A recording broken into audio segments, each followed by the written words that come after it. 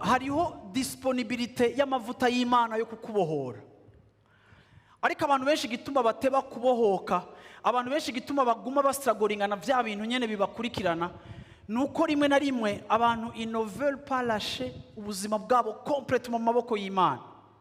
Haraho wisigariza, haraho wigirira akagongwe, haraho wiyorohereza. Paulo yavuze neza avuga ngo ndafata umubiri wanje mbiri nkawucinyiza.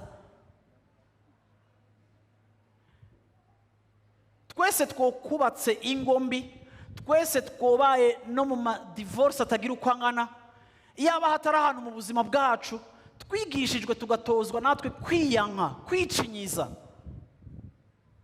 kwibona nk'abanyamakosa, kwinegura, kugira un regard critique kubikwerekeye, kwiraba na wowe nk'umu acteur mubi akwiye guhinduka.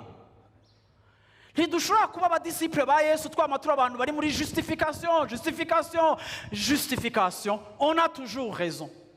Shengero ry'Imana, muntu uri ngaha muri kino gitondo, ntibiri normal ko wewe wamufise raison. C'est pas possible, kandi c'est pas acceptable. Quelque part warazimiye, ntushobora kuba wamufise raison. Harakenewe yuko na rimwe abantu bakumvamwo, uravyumva. Ariko kubera iki? On est tellement rimwe na rimwe blessé et protecteur, ku buryo tutavua, tutemera amalimite yacu, ko wumva yuko rimwe na rimwe kwemera ikosa ryawe bikudiminiwa kuko ufise ibintu byinshi byakumanuye.